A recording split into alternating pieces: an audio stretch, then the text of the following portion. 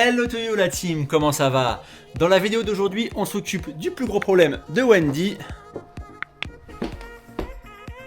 la suspension. Pour ça, j'ai acheté de nouveaux amortisseurs chez Design 911 et on va les monter dans cet épisode. Enfin, on va essayer. Ça risque d'être drôle. Car souci, c'est parti! La suspension des 911 type F et type G sont assez spécifiques. On a d'un côté un amortisseur et de l'autre des barres de torsion. Pour faire simple, les barres de torsion, elles ont la même fonction que nos ressorts modernes. La vraie différence, c'est la difficulté de réglage de ces barres pour ajuster la hauteur de la caisse. On y reviendra si besoin, mais sincèrement, j'espère pas. Du coup, t'as pris quoi chez Design 911 ? Le choix dans les suspensions, c'est pas ce qui manque. Mais c'est là que les conseils du forum type911.org m'ont été précieux. Je suis reparti sur le même setup qui est déjà monté sur Wendy, mais je pense que durant les 15 dernières années, ils n'ont pas été changés, j'ai pas retrouvé de facture. Ce sont donc des Blichteng B6 avec un tarage Sport Route. Il y a plusieurs tarages disponibles, mais pour mon usage plutôt loisir, à la cool, avec ma femme et les enfants dans la voiture, c'est le meilleur compromis. Si par contre vous voulez une voiture pour rouler un peu plus fort, un peu plus incisive, un peu plus précise, donc moins confortable, les gars du forum conseillent le même amortisseur, mais avec un tarage différent, le tarage 1000 lac pour les amortisseurs arrière. J'ai donc pris ces amortisseurs chez Design 911, car oui, c'est là que c'était les moins chers. C'est quand même 60 € d'économie par rapport à ce que j'ai pu trouver sur les différents sites en France. Pour info, la vidéo elle n'est pas sponsorisée par Design 911, mais partagez les bons coups, je l'ai toujours fait avec vous. En prime, ils m'ont envoyé ce magnifique porte-clés pour leurs 25 ans en pépita. Et ça va vraiment bien se marier avec l'intérieur personnalisé de Wendy.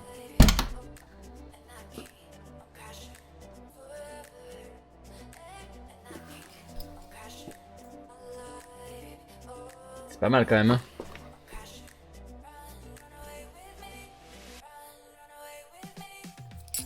Encore merci à Design 911 et on s'y met, let's go.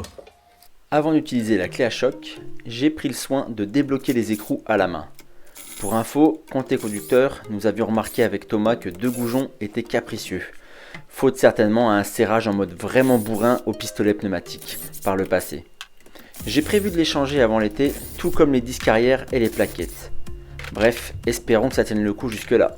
L'amortisseur donc est tenu par le bras sur le bras de suspension avec une vis de 22 et ensuite elle est tenue tout en haut sur la tête d'amortisseur par un écrou de 17. Donc on va commencer par dévisser le haut, mais avant ça on va soulager la suspension en mettant un jack juste à ce niveau pour la faire remonter légèrement. C'est parti! L'amortisseur en place présente une tête carrée et est bloqué par l'écrou de 17. Si on cherche à dévisser l'écrou sans bloquer la tête carrée, l'ensemble tourne dans le vide. Pour bloquer la tête carrée, je vais essayer d'utiliser une pince de la mort qui tue, mais elle a quelques kilomètres au compteur. Après de multiples essais, pas moyen de bloquer efficacement la tête carrée. Est-ce la faute du couple de serrage qui est trop important, ou est-ce que c'est mon système de blocage qui n'est pas bon? 1 hour later. On va pas se mentir, c'était la grosse galère quand même. Après avoir réfléchi et fouiné dans tous mes outils pendant un moment, j'ai trouvé cette solution. J'ai utilisé une douille de 5 avec une clé Allen également de 5 et j'ai limé la tête carrée pour que la douille s'insère le plus possible. Il reste plus qu'à dévisser la vis de 22 sur le bas de l'amortisseur, manuellement dans un premier temps pour débloquer, puis à la clé à choc et le tour est joué. Voilà, l'amortisseur est sorti. Non sans difficulté, mais j'y suis arrivé. J'ai utilisé une douille de 5. J'ai limé également la partie de la tige afin de pouvoir emboîter la douille de 5 dedans assez profond. Voilà, j'ai tapé un peu avec un marteau et après avec une clé Allen de 5 pareil en haut, j'ai pu bloquer et desserrer. C'était pas facile, ça voulait pas venir, mais persévérance comme toujours. Le nouveau système est bien plus ingénieux. Et ben là on peut directement insérer la clé Allen de 5 pour pouvoir bloquer. Malin, non? Allez, je remonte ça et je fais l'autre côté avec une plus grosse difficulté. Faudra enlever toute la boîte à air. C'est reparti.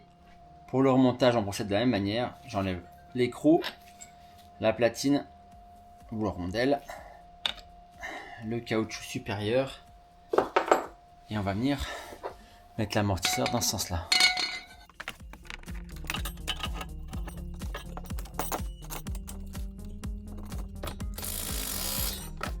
À l'aide du jack, je vais monter un peu la suspension pour qu'ici la tige sorte au bout à ce niveau.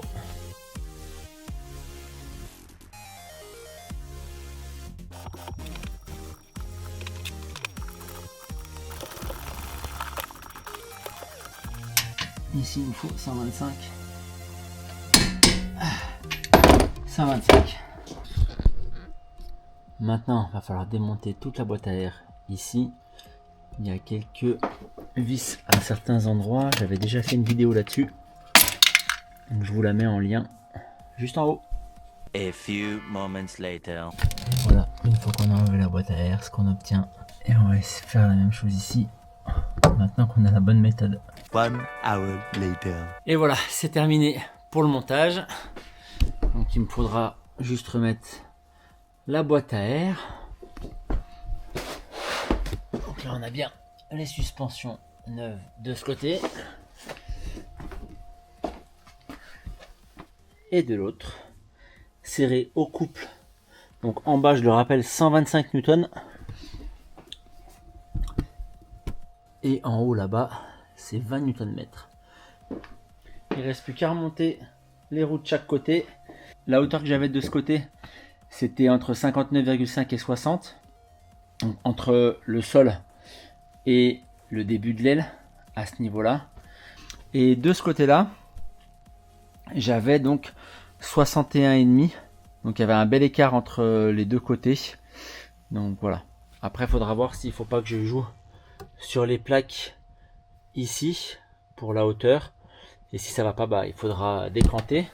1 day later. De retour, on va maintenant mesurer la hauteur et après je vais partir pour faire un petit test de route pour voir de combien on a réellement gagné. Je vous l'accorde, la mesure n'est pas très scientifique, mais bon, ça me donne une bonne idée du résultat quand même.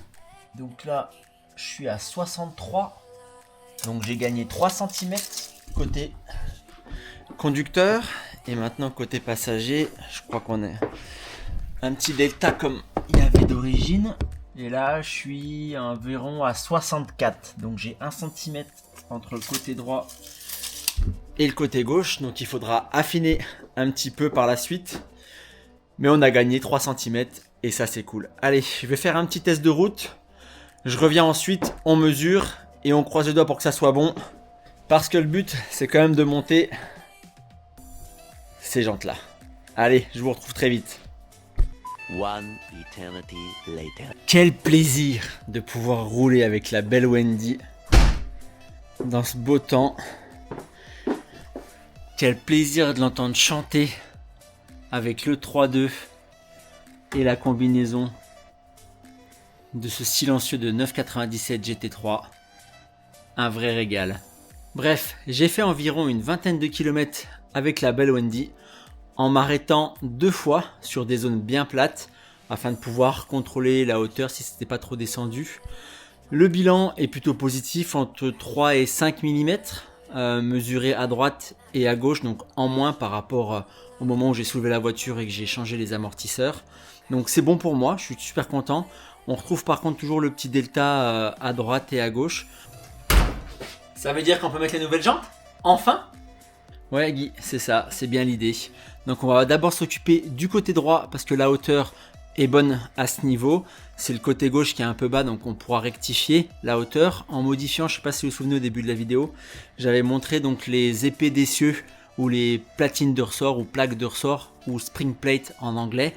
C'est là-dessus qu'on peut jouer. La marge de manœuvre elle est pas énorme, mais ça devrait faire le taf pour pouvoir rééquilibrer la belle.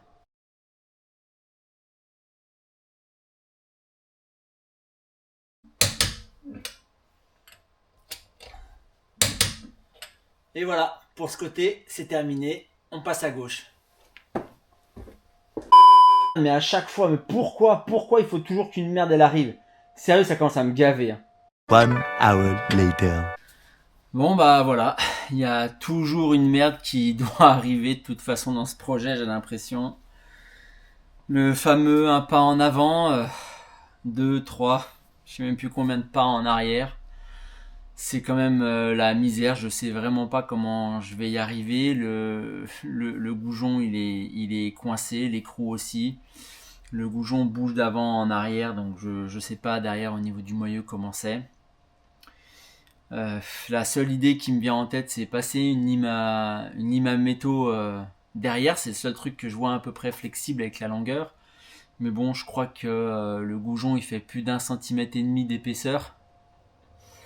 Ça risque d'être long à limer comme ça.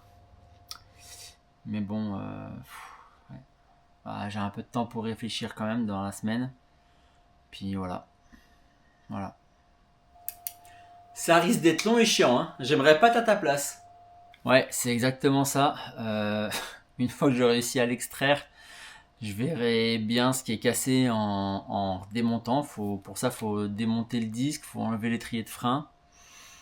Voilà, là je peux pas utiliser la voiture. Je sais même pas si quand je vais arriver à avoir tout démonté, si je vais pouvoir la conduire à un garage pour qu'ils me mettent les goujons de roue. Voilà, j'en sais pas plus. Ça commence vraiment à faire beaucoup de problèmes. Je comprends maintenant pourquoi les professionnels, ils repartent sur du neuf, ils changent tout. Malheureusement, j'avais pas le budget. Je devrais refaire le projet aujourd'hui. Je ferais différemment. Je ferais peut-être un projet moins joli esthétiquement, mais avec des pièces neuves à certains endroits clés. C'est comme ça qu'on apprend aussi, hein. Comme je vous l'ai déjà dit depuis le début, moi je suis une personne lambda comme vous. J'essaye, j'apprends et il y a des erreurs qui sont faites. Bon, là, c'est quand même pas de ma faute si certaines personnes sont passées avant et ont démonté le filetage comme des bourrins. Mais bref, bon, j'ai regardé un peu, les goujons ça coûte pas des milliers et des cents. Je changerai les 5 hein, pour pas avoir d'autres problèmes de ce côté. Puis on verra bien. En tout cas, merci à tous d'avoir regardé la vidéo. Merci de supporter le projet. J'ai envie de dire qu'on est plus proche de la fin que du début. Mais bon, à chaque fois qu'on arrive proche de la ligne d'arrivée, quelqu'un nous retient derrière. Donc voilà. Je vous tiens au courant pour la suite des événements. D'ici là, prenez soin de vous. C'était Cyril. A plus. Ciao, bye bye.